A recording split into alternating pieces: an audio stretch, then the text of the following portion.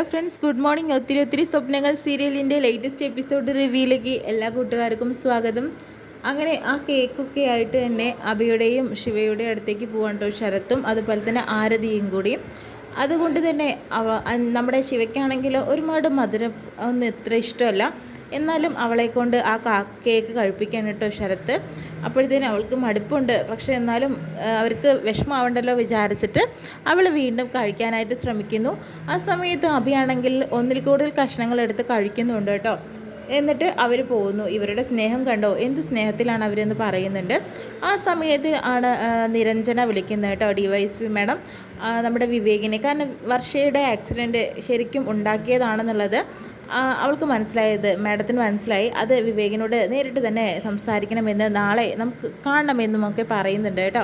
എന്തായാലും ഫോണിലൂടെ പറഞ്ഞിട്ട് കാര്യമില്ല, അത് നേരിട്ട് തന്നെ സംസാരിക്കേണ്ടതുണ്ടെന്ന് നിരഞ്ജന പറയുന്നുണ്ട്.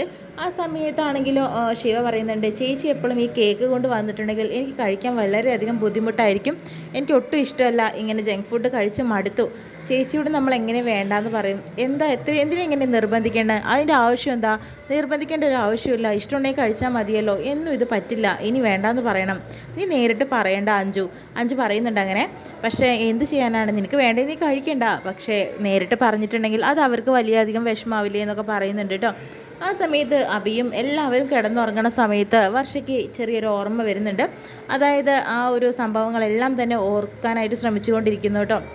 കല്യാണം, അതുപോലെ ശ്രീനാഥ് വിവേകിൻ്റെ കൈ പിടിച്ചു കൊടുക്കുന്നത്, വർഷയെ, അങ്ങനത്തെ കുറേ പ്രശ്നങ്ങളും ലാസ്റ്റ് മൊമെൻ്റ് വരെ വർഷയുടെ മനസ്സിനകത്ത് ഓടിക്കൊണ്ടിരിക്കുന്ന സമയത്ത് ബോഡി നന്നായിട്ട് റിയാക്ട് ചെയ്യാൻ ശ്രമിച്ചുകൊണ്ടിരിക്കുന്നു. അപ്പോഴാണ് അഭിക്കാണെങ്കിലോ ആ ഒരു മയക്കുമരുന്നിൻ്റെ എഫക്റ്റ് നല്ലപോലെ ചെയ്യുന്നുണ്ട് ശരീരത്തിൽ. കാരണം ഒന്നിൽ കൂടുതൽ കേക്ക് അവൾ കഴിച്ചിരിക്കുന്നു. അതുകൊണ്ട് തന്നെ ഒരു സ്വഭാവമില്ലാതെ അഭി ആകുന്നുണ്ട്. വർഷ ഇങ്ങനെ എന്തൊക്കെയോ എക്സ്പ്രഷൻ ചെയ്യുന്നുണ്ടെന്നുള്ളത് അഭി കാണുന്നുണ്ട്. പക്ഷെ അത് പറയാനും അഭിക്ക് സാധിക്കുന്നില്ല. അങ്ങനെ ആകെ തളർന്ന പോലെയായിരിക്കുന്നു. പെട്ടെന്ന് നമ്മുടെ ശിവ എഴുന്നേൽക്കുന്നുണ്ട്. എന്താ അഭി, എന്ത് പറ്റി നിനക്കെന്ന് പറഞ്ഞിട്ട് ഓടി ചെന്നിട്ട് നമ്മുടെ അഭിയെ പിടിക്കുന്നുണ്ട് കേട്ടോ. ശിവ നോക്ക്, എനിക്ക് വയ്യ എന്നൊക്കെ പറയുന്നുണ്ട്. എന്ത് പറ്റി നിനക്ക്? എനിക്ക് അറിയില്ല, എൻ്റെ ശരീരം മൊത്തം കുഴഞ്ഞു പോകുന്നു. 5 മണി നല്ല ഉറക്കും. പെട്ടെന്ന് തന്നെ വർഷയെ കാണിച്ചു കൊടുക്കേണ്ടത് നമ്മുടെ വർഷ എന്ന് പറയുന്നു. ആ സമയത്ത് അഭി അവിടെ നിർത്തിയിട്ട് പെട്ടെന്ന് വർഷയെ അടുത്ത് പോകുന്നു കേട്ടോ. വർഷ ആണെങ്കിലും ആകെ ഒരു അസ്വസ്ഥത അവസ്ഥയിലാണ് നിൽക്കുന്നത്. പെട്ടെന്ന് ശിവയാണെങ്കിലും അഞ്ജുവിനെ വിളിച്ചുകൊണ്ടിരുത്തുന്നുണ്ട് കേട്ടോ. അഞ്ജു എണീക്ക് പറയുന്നുണ്ട് കേട്ടോ. അങ്ങനെ അഞ്ജു വേഗം എണീക്കുന്നുണ്ട്.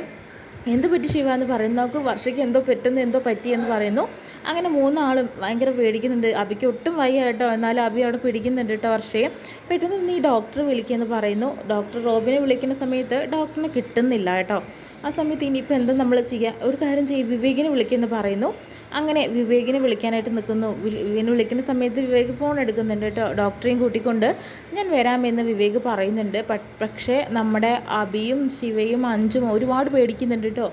വർഷയുടെ ചുറ്റും നിന്നിട്ട് അങ്ങനെ മോളെ നിനക്കൊന്നും സംഭവിക്കില്ല എന്നൊക്കെ പറഞ്ഞിട്ട് അവർ വളരെയധികം ആശ്വസിപ്പിക്കുന്നുണ്ട്. പക്ഷെ അവർക്ക് നല്ല പേടിയുണ്ട്. ശരീരമൊക്കെ തണുത്ത പോലെയുണ്ട്, കൈയൊക്കെ തണുത്ത പോലെയുണ്ട് എന്ന രീതിയിലൊക്കെ പറഞ്ഞു കൊടുക്കുന്നുണ്ട് കേട്ടോ. പെട്ടെന്ന് ശരത്തും ആരതിയും കൂടി താഴത്തുണ്ട്. എന്താ അവിടെ സൗണ്ട് കേൾക്കുന്നത്? അഭിക്ക് വല്ല പ്രശ്നം ഉണ്ടായോ? അതെന്താ അങ്ങനെ ചോദിക്കാൻ കാരണം, ഒന്നിൽ കൂടുതൽ കേക്ക് അഭി കഴിച്ചു. ചെറിയൊരു ഡോസിലാണ് തുടങ്ങിയതെങ്കിലും ഒരുപാട് കഴിച്ചിട്ടുണ്ടെങ്കിൽ അത് ഡബിൾ ഡോസായിട്ട് മാറില്ലേ?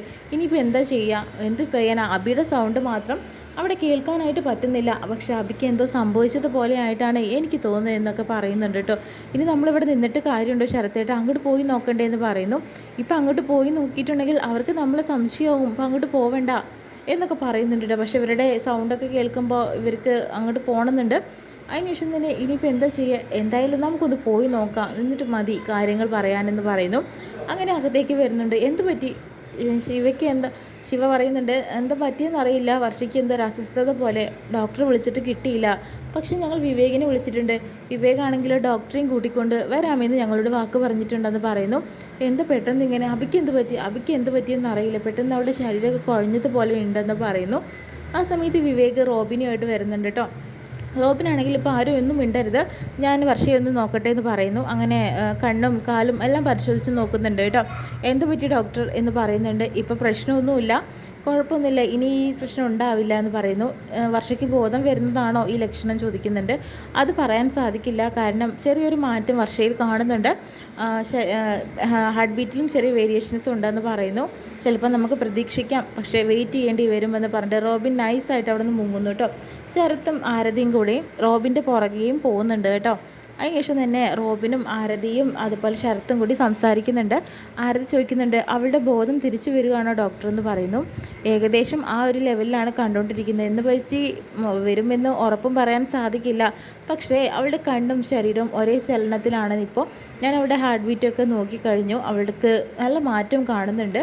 ചിലപ്പോൾ പെട്ടെന്ന് തന്നെ ഒരു ദിവസം അവൾ റിക്കവർ ചെയ്ത് വരാനും നല്ല സാധ്യത കാണുന്നുണ്ട്. ഒന്നും ഉറപ്പിച്ച് പറയാനായിട്ട് സാധിക്കില്ല. ആ സമയത്ത് ശരത്ത് പറയുന്നുണ്ട്, അവൾക്ക് ഒരിക്കലും ഓർമ്മ കിട്ടരുത്, കിട്ടിക്കഴിഞ്ഞിട്ടുണ്ടെങ്കിൽ എന്താ സംഭവിക്കാമെന്നറിയില്ലേ, പോലീസ് നമ്മൾ തിരഞ്ഞെത്തുമെന്ന് ഉറപ്പാണെന്ന് പറയുന്നു. ആ സമയത്ത് ഇനിയിപ്പോൾ എന്താ ചെയ്യാൻ പറ്റുകയെന്ന് ആലോചിക്കുകയാണ്. എന്തായാലും അവളുടെ ബോധം വരുമ്പോൾ അത് നമുക്ക് തളർത്തി കളയാനുള്ള മരുന്ന് അവളിൽ കയറ്റാം, അങ്ങനെയാകുമ്പോഴത്തേനും കാര്യങ്ങൾ നടക്കുള്ളൂ എന്ന് പറയുന്നു കേട്ടോ. അങ്ങനെയാണെങ്കിൽ ആ ഇഞ്ചക്ഷൻ എനിക്ക് തന്നാൽ മതി, ഞാൻ ചെയ്തോളാം എന്ന് ആരതി പറയുന്നുണ്ട്. ആ സമയത്ത് ശരത്താണെങ്കിലും അത് ചെയ്യരുത് ആരതി, അതെന്താണെന്ന് വെച്ചിട്ടുണ്ടെങ്കിൽ നീ അങ്ങനെ ഇഞ്ചക്ഷൻ എടുത്താൽ അവർക്ക് സംശയമാവും, അത് ശരിക്കും കാവേരിയുടെ കയ്യിൽ കൊടുത്തു വിട്ടാൽ മതി, അവൾ എടുത്തോളുമല്ലോ, അവൾ ചെയ്യുമ്പോൾ അതൊരു പ്രശ്നമാവില്ലല്ലോ എന്ന് പറയുന്നുണ്ട്. എന്നാൽ പിന്നെ അങ്ങനെ ചെയ്യാമെന്ന് പറഞ്ഞിട്ട് റോബിൻ പോകുന്നു. പിന്നെയും ശരത്തും അതുപോലെ ആരതിയും കൂടി സംസാരിച്ചുകൊണ്ടിരിക്കുക കേട്ടോ. എന്തായാലും ഇവൾക്കിപ്പോൾ ഓർമ്മ തിരിച്ചു വരികയാണ്. വർഷയ്ക്ക് ഒരിക്കലും ഓർമ്മ വരാൻ പാടില്ല, ഒരിക്കലും ആ വർഷയുടെ മരണം ഇവിടെ വെച്ച് നടക്കാനും പാടില്ല. പിന്നെ വിവേക് വരുമ്പോഴത്തേനും പ്രത്യേകം നീ ശ്രദ്ധിക്കണം, വിവേകിൻ്റെ കൂടെ തന്നെ ഉണ്ടാവണം. അവൻ വരുമ്പോഴാവും ചിലപ്പോൾ കൂടുതൽ വർഷയ്ക്ക് ഓർമ്മ കിട്ടാനുള്ള സാധ്യത കൂടുതലുണ്ടാവുക. അപ്പോൾ വിവേകിനെ നീ തടഞ്ഞിരിക്കണം, എപ്പോഴും കൂടെ ഉണ്ടാവണമെന്ന് പറയുന്നു. ആ കാര്യം ഞാൻ ഏറ്റു. വിവേകിനെ എങ്ങനെ കൈക്കലാക്കാണെന്ന് നിന്നോട് ഞാൻ പറഞ്ഞു തരേണ്ട കാര്യമില്ലല്ലോ, അത് നിനക്ക് കണ്ടറിഞ്ഞ് ചെയ്യാനുള്ള കഴിവുണ്ടല്ലോ ആരതി എന്ന് പറയുന്നുണ്ട്. അതൊക്കെ ഞാൻ ഏറ്റു എന്ന് പറയുന്നു കേട്ടോ. പക്ഷേ വർഷയ്ക്ക് ഒരിക്കലും ബോധം തിരിഞ്ഞു തരാൻ പാടില്ല എന്ന് തന്നെയാണ് അവർ പറയുന്നത്. അതിനുശേഷം വീണ്ടും വിവേകാണെങ്കിലോ വർഷയുടെ അടുത്ത് പോയിരിക്കുന്നുണ്ട്. എന്നിട്ട് കുറേ നേരം സംസാരിക്കുന്നുണ്ട്. നിങ്ങൾ വിളിച്ചപ്പോൾ ഞാൻ ആകെ പേടിച്ച് പോയി കേട്ടോ. പേടിച്ചത് മാത്രമല്ല, പിന്നൊരു സംശയം, വർഷയ്ക്ക് ബോധം തിരിച്ചു വരികയാണോ എന്നുള്ള സംശയത്തിലാണ് ഞാൻ ഓടി വന്നത് റോബിനെയും വിളിച്ചിട്ട്. പക്ഷേ ഉറപ്പ് പറയാൻ പറ്റില്ലല്ലോ, ചെറിയ വേരിയേഷൻസ് ഒക്കെ ഉണ്ടായി തുടങ്ങിയിട്ടുണ്ട്. എന്തായാലും തീർച്ചയായും വർഷയിൽ മാറ്റം ഉണ്ടാവും എന്നുള്ളത് വിവേക് പറയുന്നുണ്ട്. പക്ഷേ അതും കൂടി കുറച്ചും കൂടി ഇമ്പ്രൂവ് ചെയ്യാനായിട്ട് നമുക്ക് എന്ത് ചെയ്യണമെന്ന് ആലോചിച്ചുകൊണ്ടിരിക്കുകയാണെന്ന് പറയുന്നു കേട്ടോ. ആ സമയത്ത് അബിയുടെ കോലം കണ്ടിട്ട് വിവേക് ചോദിക്കുന്നുണ്ട്, അബിക്ക് എന്ത് പറ്റിയെന്ന് ചോദിക്കുന്നു. ആ സമയത്ത് എന്താണെന്നറിയില്ല, ഇപ്പോൾ ഉറങ്ങാത്തത് കൊണ്ടായിരിക്കാം അവൾക്ക് എന്തോ ഒരു ക്ഷീണം പോലെ, പക്ഷേ എപ്പോൾ നോക്കിയാലും പ്രശ്നമാണ്. അവൾ ഓരോ പിച്ചിയും പയ്യും പറഞ്ഞുകൊണ്ടിരിക്കുന്നു, ടയേർഡായിട്ടായിരിക്കാം. എന്നാൽ പിന്നെ അബി ഉറങ്ങിക്കോട്ടെ, നമുക്ക് അതിനെക്കുറിച്ചൊന്ന് സംസാരിക്കാം എന്ന് പറയുന്നുണ്ട്. കാരണം ഞങ്ങൾ ഫോണിൽ അവളുടെ കുറച്ച് ഫോട്ടോസൊക്കെ കാണിച്ചു കൊടുത്തു, പിന്നെ പഴയ കാര്യങ്ങളൊക്കെ ഞങ്ങൾ പറയുന്നുമുണ്ടെന്ന് ശിവയും അതുപോലെ അഞ്ചും കൂടി തുറന്ന് പറയുന്നുണ്ട് വിവേകിനോട്. അത് മാത്രം പോരാ, പക്ഷെ പ്രധാനപ്പെട്ട ഒരു കാര്യം അവളിൽ ചെയ്യണം, അവളിൽ ഒരു വേരിയേഷൻ ഉണ്ടാവും അപ്പോൾ എന്ന് പറയുന്നു. അവൾക്ക് ഏറ്റവും ഇഷ്ടപ്പെട്ട ഒരാളെ അവളുടെ മുന്നിൽ കൊണ്ടുപോയി നിർത്തണം എന്ന് പറയുന്നുണ്ട് കേട്ടോ. ആ സമയത്ത് മനസ്സിലായല്ലോ ആരെയായിരിക്കും എന്നുള്ളത്, അത് ആർച്ചമോള് തന്നെയായിരിക്കാം. ആർച്ചമോൾ ഇപ്പോൾ എവിടെയുണ്ടെന്നുള്ളത് അറിയില്ല, അത് ഇരുന്ന സ്ഥലത്തു നിന്നൊക്കെ അവർ മാറിയല്ലോ. ഇനി അവതിന് കണ്ടുപിടിച്ചിട്ട് വേണ്ടി വരും വർഷയുടെ മുന്നിലെത്തിക്കാൻ. പക്ഷേ ആ ഇഞ്ചക്ഷൻ വർഷയിൽ ചെയ്യുമ്പോഴത്തേനും എന്തായാലും വർഷയ്ക്ക് കുറച്ചെങ്കിലും ബോധം വന്നിരിക്കണം, അല്ലെങ്കിൽ അതാകെ പ്രശ്നവും. വീണ്ടും വീണ്ടും വർഷയെ തളർത്തിക്കെടുത്താനേ അത് നോക്കുകയുള്ളൂ. അപ്പോഴത്തേനും എന്തായാലും എന്തെങ്കിലും ഒരു പ്രതിവിധി അതിൽ കാണാതിരിക്കില്ല എന്ന് ഉറപ്പാണ് കേട്ടോ. ഇത്രയും കാണിച്ചുകൊണ്ടാണ് കേട്ടോ ഇന്നത്തെ എപ്പിസോഡ് വിശേഷം.